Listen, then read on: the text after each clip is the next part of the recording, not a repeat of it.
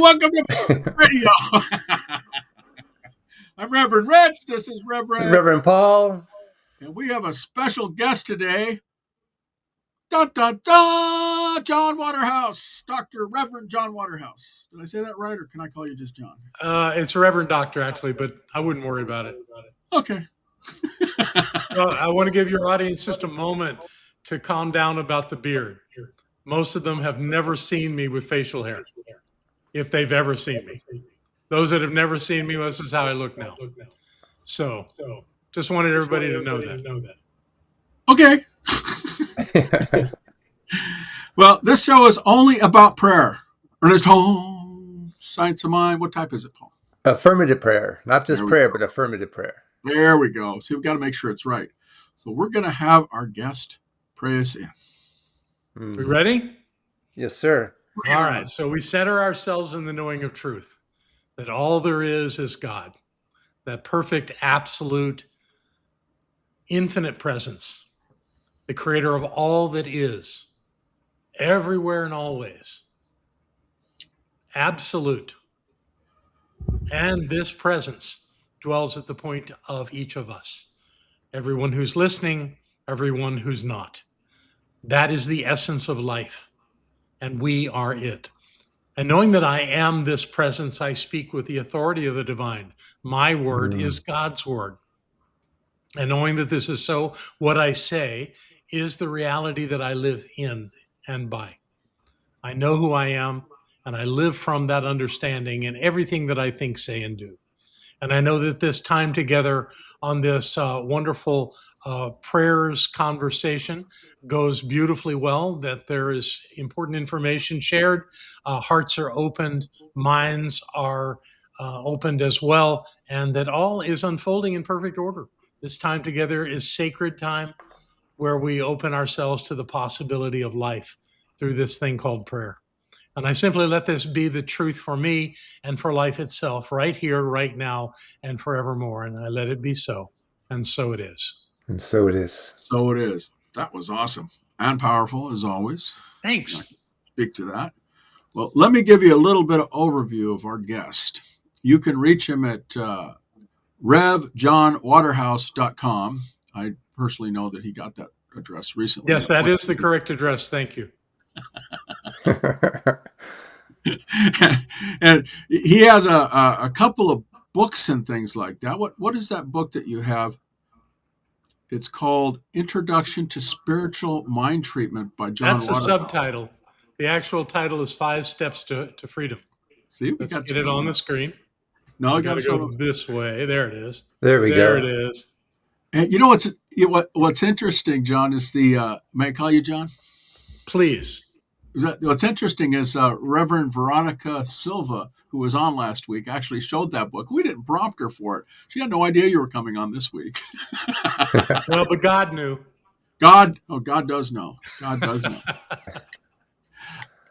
There's a couple of other books that you have. Yes. The other book that's already in publication is called The Sorry Syndrome. It's a little bit of a different kind of book. 5 Steps to Freedom is really about spiritual mind treatment, affirmative prayer. And it's step-by-step explanation of why these steps are there and why we do them in the order we do and what we accomplish by doing it. This book, called The Sorry Syndrome, was kind of a pet project.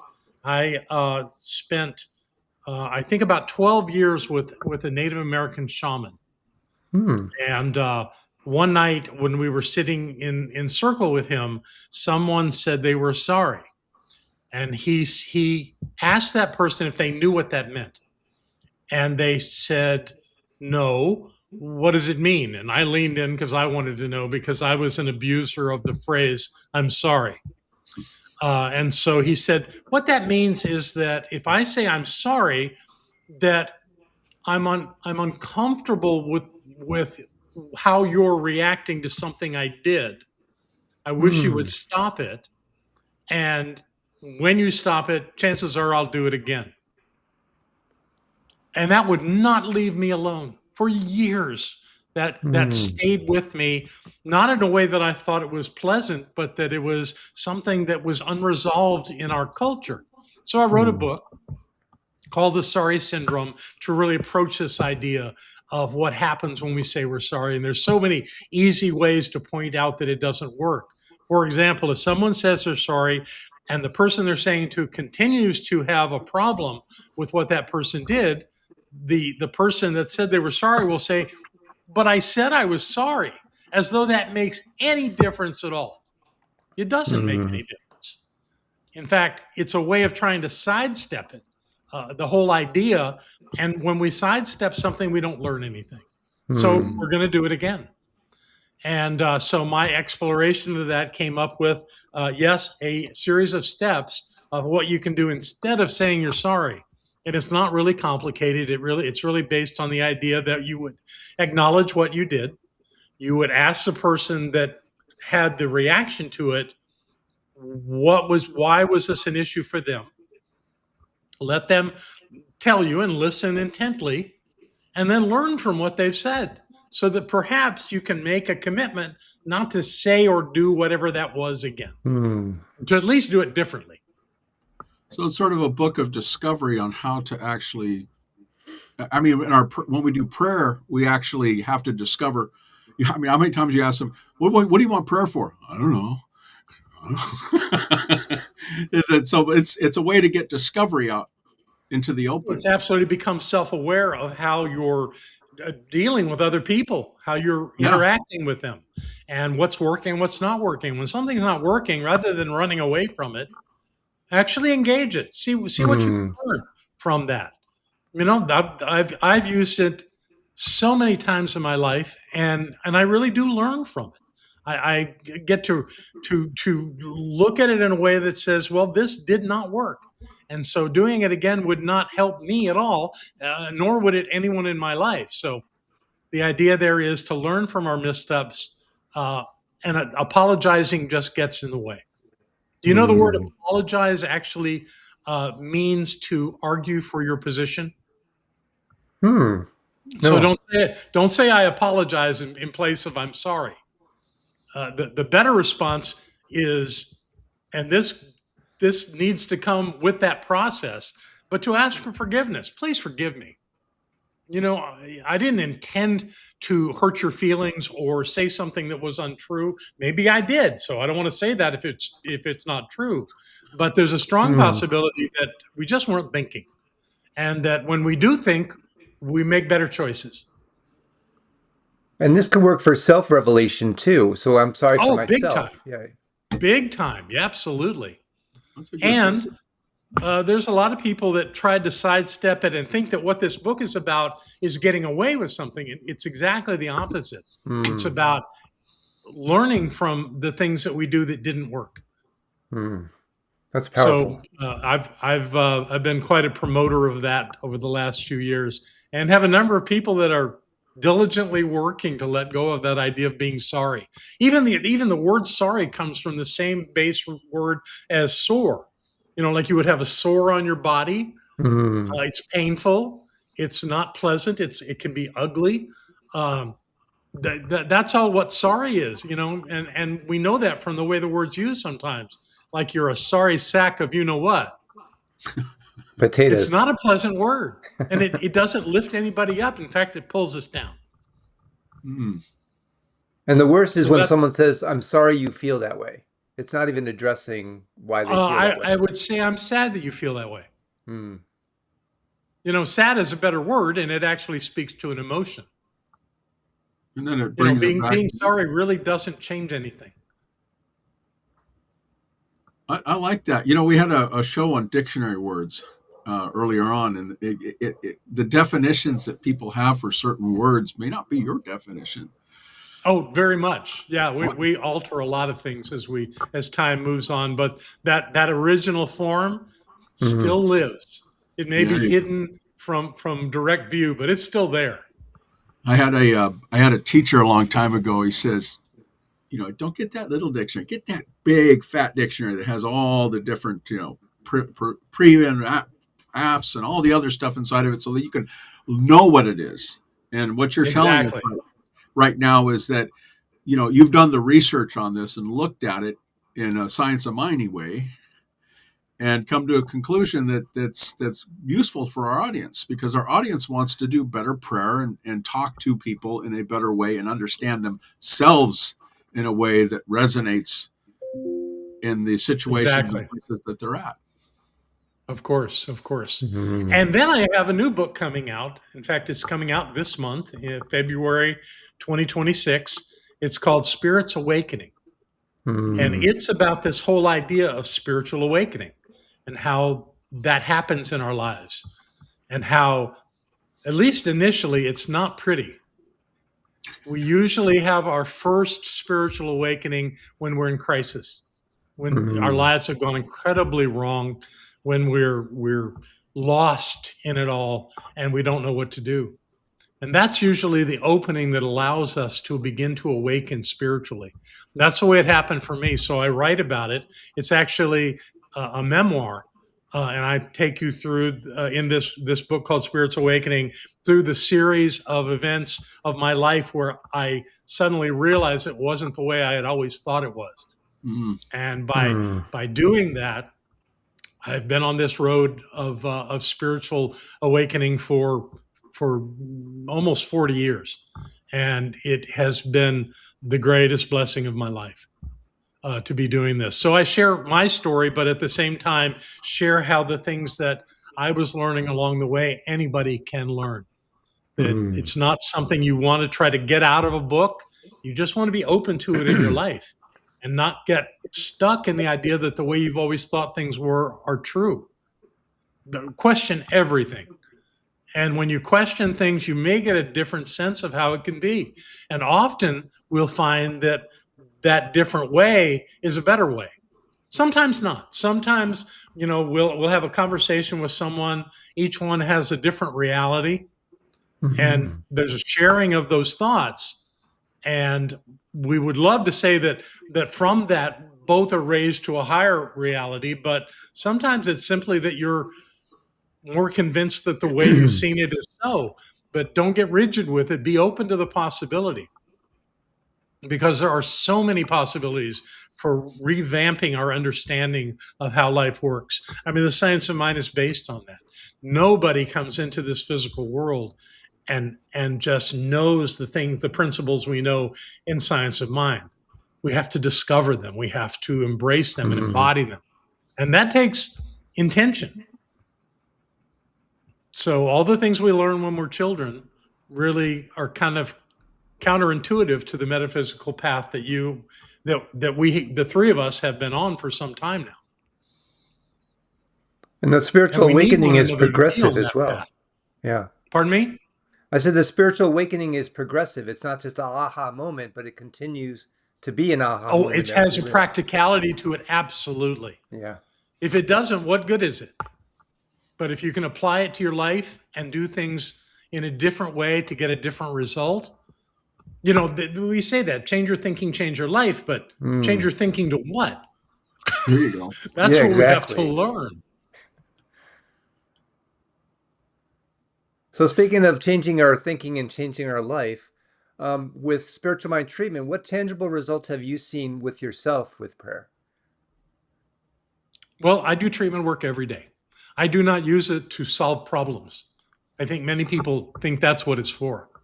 To me, it's the baseline of my life. It's the foundation, so that my job is to know who I am and why Mm. I'm here and what I bring. And when I know those things, I can get things done.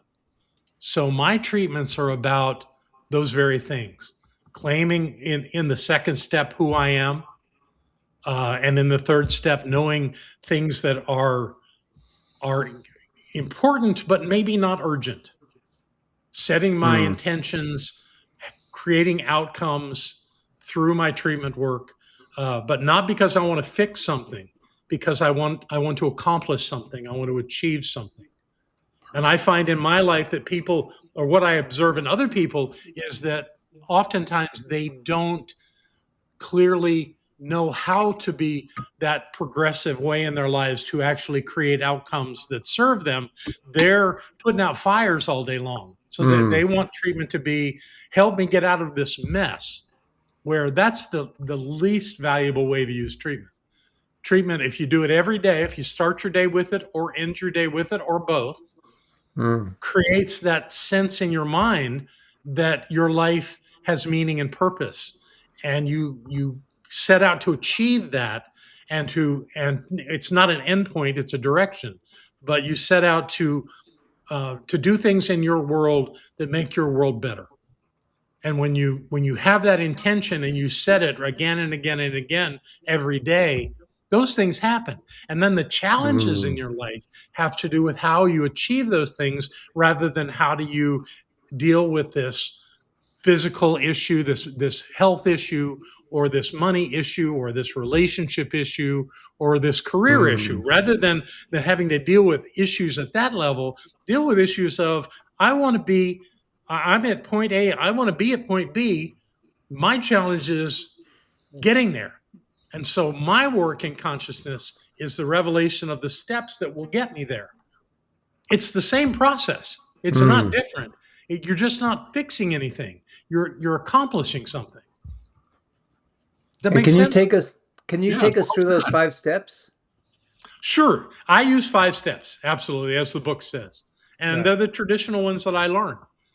They are recognizing the presence of the divine, which I explain to everyone. Don't think you've got that figured out. You don't.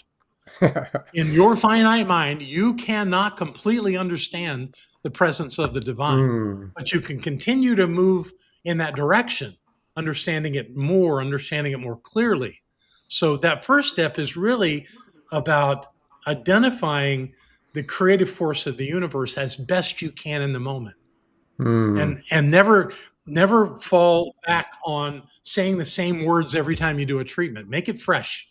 What do you know today about that presence that maybe you weren't as clear on yesterday? Pull something new out. Keep it alive in you.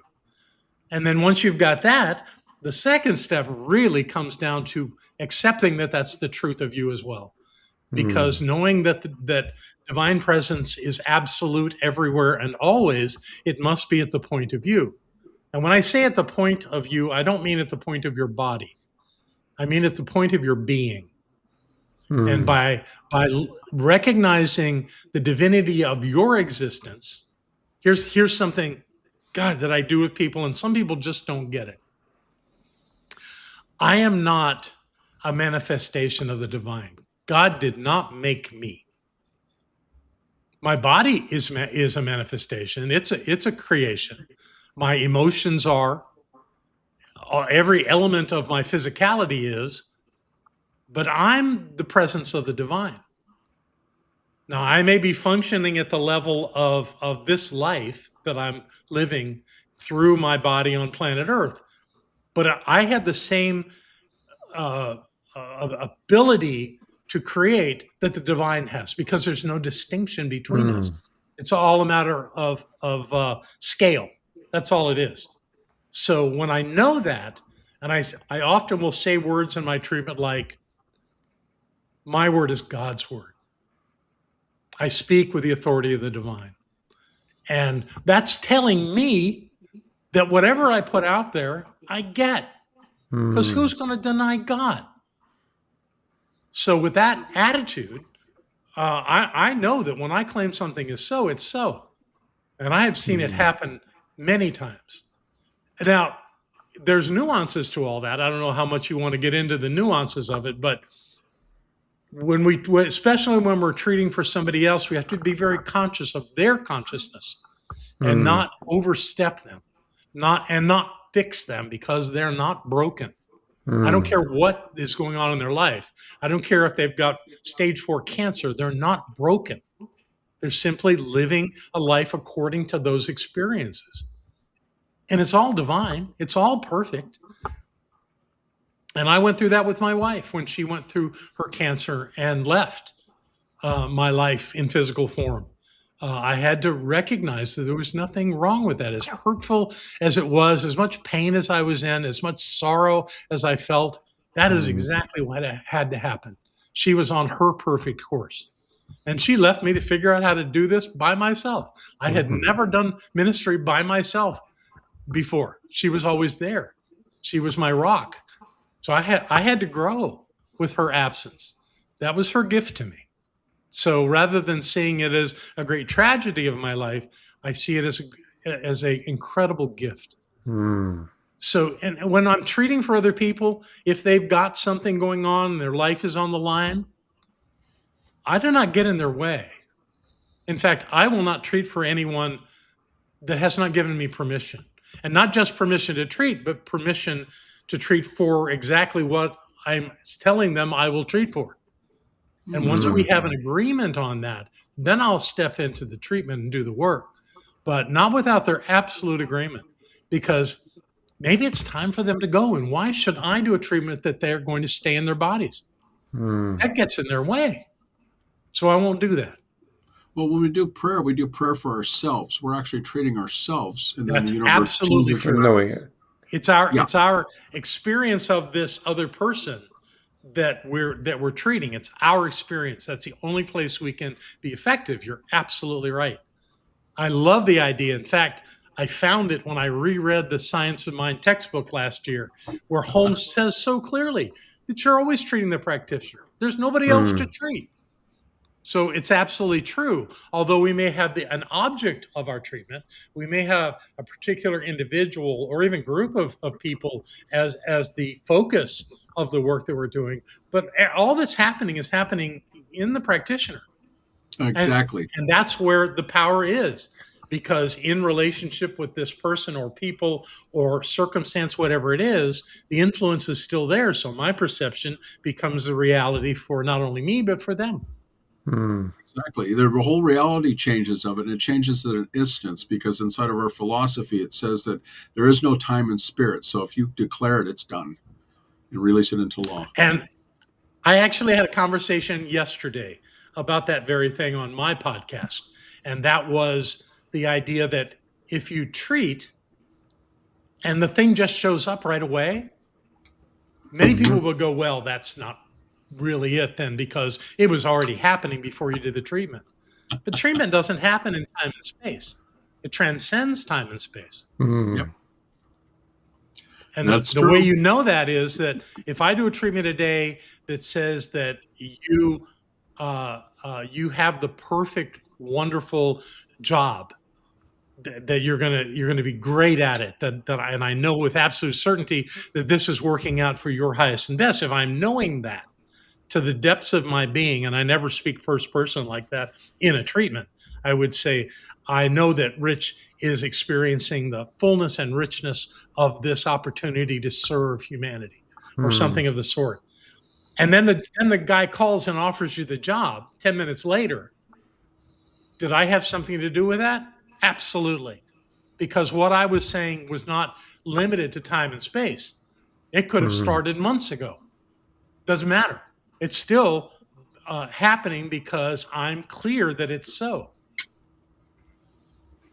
Well, it's the planting of the seed we talked about, I think, a couple shows ago in Ernest Holmes' papers, page 88. It talked about you can actually go back and change what that seed was that you planted in your mind, because it's your mind. Absolutely. There's nobody else. Sure. Yes. Treatment transcends time and space. I mean, Yeah, the words that we're saying are happening at a point in time and space, but the reality of it, the deeper understanding of it, and the use of the law to create it, the law doesn't have to deal with time and space. Nope. Remember, Reverend Janet said that in one of our previous shows, every thought is a prayer. And even when you speak it out of your mouth, you're still telling the universe what you want. And Paul and I talked about this, and you and I have talked about this. The universe doesn't know the word no. It only hears what you're declaring. So that's just a thought. Go ahead. There was a wonderful quote. I won't be able to give it justice right now, but I'll paraphrase it somewhat. That was in the Science of Mind magazine on this very day, as a quote from Ernest Holmes, and it said, "You can treat for 15 minutes, and then do the exact opposite of your treatment for the next 23 hours and 45 minutes. And what are you going to get in your life? You're going to get that 15-minute treatment, or are you going to get the rest of your life? You're going to get the greater part of that. because that's where you're focusing your attention. So I think it's important that, and I had a practitioner once that said we need a sixth step that says you have to live it. Mm. And I don't know if that's a step of treatment, but you do. You can't receive a treatment and then turn around and talk about the problem again and expect the problem to be resolved. It doesn't work that way. You have to go, yes, that's the truth of me now, and accept Well, that. And then you get it. And you really don't even have to trust the outcome of the treatment. Just trust the practitioner that they know what they're Mm. doing. That's enough. well, that which you Mostly give that's energy about to, getting out of the way. yeah, that which you give energy to, you actually are focusing on. Anything you give energy Always. to is what you're getting. And Exactly. then, and to your extreme, Paul talked about a book that I read about the 8-step treatment that Ernest Holmes had over in the book called Life. What was that book called, Life, Paul? This Oh, thing this thing called called life. This life. thing called Life. That's right. You know, I bought it. I haven't read completely through it again, but I went 8-step. Well, he breaks it down for each person what you're Yeah. praying for in a situation. Well, And he also said that it doesn't matter how many steps you do. no, Yeah, exactly. You know, no, it it's doesn't. where does this take your consciousness when you do this work? That's the bottom line. And if Mm. it takes you to the place of resolution, of transformation, of whatever outcome you're seeing, and your life is aligned with that outcome, it will happen You're speaking your every truth. time. Yeah, Yeah. yeah. Mm. Well, I don't actually own truth. I believe that I always write the word truth with a capital T and do not claim that it's mine, that it's greater than me. Mm. So just saying. So, John, from being a practitioner to now being a senior seasoned minister, how has your prayer work changed? Oh, what an interesting question. Now I have to reveal some truth about my life. I was never a licensed practitioner. No. I know. Now, I've And there's taught more. hundreds of practitioners, but I never actually served with a license that said I was a practitioner. The reason for that is that I was in my first year of practitioner training when I met a woman named Terry Cole Whitaker. Mm.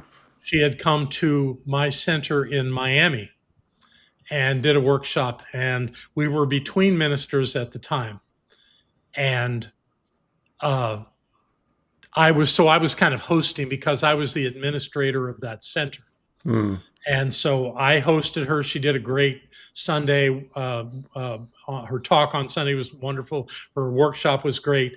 And then there was her going out to dinner at the Fontainebleau Hotel on Miami Beach with a number of people from the center. And I heard about this. And I went to someone very close to me that was invited to go. And I said, "Can I go?" And she said, "No." And I said, "Okay." And when someone tells me no and I say okay, what I'm saying okay to is, I get that you don't think I should do this, but that doesn't mean I'm not going to. So about 5 minutes later, the one that put the dinner together, and actually the one that paid for Terry to be in Miami, came to me and said, "We're going to dinner at the Fontainebleau. You want to come?" And I said, "Yes, I do." And even though I was teaching a class there on Sunday nights, I put a note on the door and said, "Gone to dinner with Terry Cole Whitaker, no class tonight." And fortunately, none of my students ever got upset with me about that. So we went to the Fontainebleau. We're sitting at dinner, and I'm sitting next to Terry. And Terry looks at me and says, "What can I do for you?"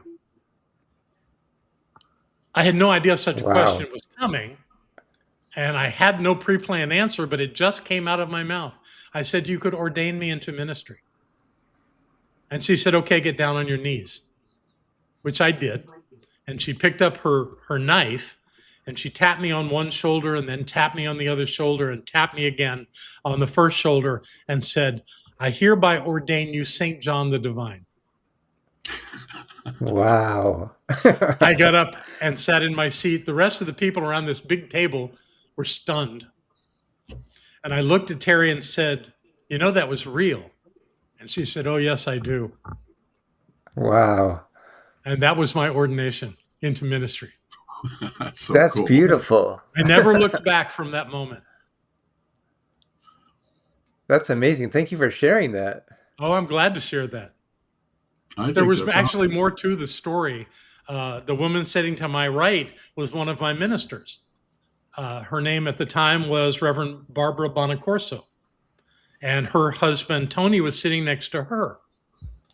And Barbara had been in ministry for almost 5 years and had not been invited to be ordained.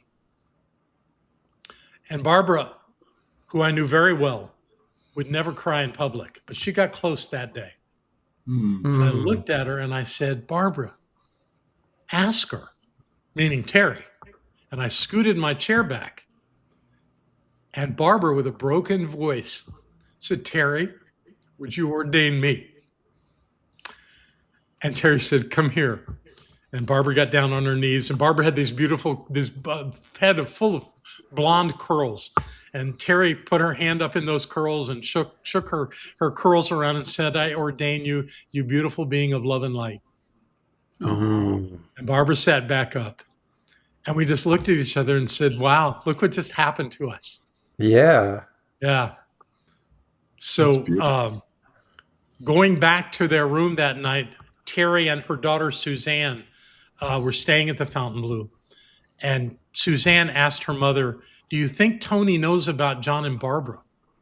And Terry laughed and said, John and Barbara don't know about John and Barbara, but they will. The next day I called Barbara and I said, we just got ordained. We have to have a party. We have to celebrate. She agreed. I said, let's go to lunch on Wednesday and talk about what we can do. So I took her to lunch on Wednesday and we sat across a table at a beautiful little restaurant in the southwest part of Miami and realized that we were in love, which was really a complication at that moment because she was married. And we dealt with that over the next few days. She actually told Tony that she was going to leave him. When she told me she was going to do that, I said, oh, don't do that for me. She said, I'm not doing it for you. I'm doing it for me. And she did leave Tony. She and I soon after moved in together. A year later, we were married and happily married for 34 years. Wow. Yeah. All because you Well, said yes. Yeah. because you said Yeah. yes. We said yes. That's right. So don't underestimate the power of yes. John, we're going to have you come back again because we're way over our 30-minute mark. Are we really? Yeah, but we want to have you back again because you have many stories, and we didn't get to all the questions this time for our listeners. Also, a shout out to Ganjing Network. We just added them as another network. So we're on 19 platforms now, all over the Wow. world. Wonderful. Because that's Asia. That's Asia. They've got a really good platform with a lot of good stuff on it. But what do you want? Actually, we already know your favorite book because you held it up. Well, my favorite was the new one that I didn't even talk about yet very much. Well, we're gonna when you release that book, we'll have you on for that, and then we'll ask you the Fantastic. I questions would that love we to want come back. ask You guys are great. Well, I feel like we're all old friends. Well, we are. we are, yeah. But We're we're all in old. the one mind. If we're in the one mind, then You know that. Oh, but I'm not. Oh boy, I could go off on a tangent on that. Let's not do that today. What do you want our listeners to take away from our conversation today, John? Pay attention to what you think. Pay attention to what you're focused on. That's the answer right there. When you realize what you're focused on and see how it relates to what's happening in your life, you can change that focus. You can change that thought. You can change that image or any way that you want to deal with it, and you'll get a different result. I mean, that's the bottom line of this teaching from a practical standpoint. So if I leave you with anything, and that's the point of prayer. Prayer is not to be elegant and graceful. It's to be practical and real and useful and powerful. Nice. And can you do our benediction for us? Not I would yet. be delighted to do that. We got to Is it do time? our final thing, and the benediction is the last part. I'm Reverend Rich. Okay. This This is of Reverend Prayers Paul. Radio. This is Reverend Paul. Where are you at, Paul? I am spiritalive.com. And then we have our wonderful guest, Reverend Dr. John Waterhouse, and we're going to be putting his information and his site and his books inside of the show notes for those of you listening. you can go to prayersradio.com and just go to one of those sites and YouTube or any of them and get all that information. So if at this time you do the prayer, and then we'll have our little closing thing that we're new closing. And thank you, John. Thank you for being part of this. My absolute delight to be with you. Thank you so much.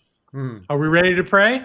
Yes, sir. Yes, sir. So this is a prayer of gratitude for the time spent with these two beloved beings of love and light, knowing that they are doing incredible work in the world, bringing these messages to all who seek the truth. I am grateful for Paul. I am grateful for Rich, and grateful for this opportunity to connect, to share the love, to know the truth, and to live in the light of Spirit. So as we complete this time together, I know whatever is next on our agenda is just as valuable and enlightening, and we bring to it all that we are in every way. And we continue on this road of awakening, this road of seeing the truth of our life and of all life.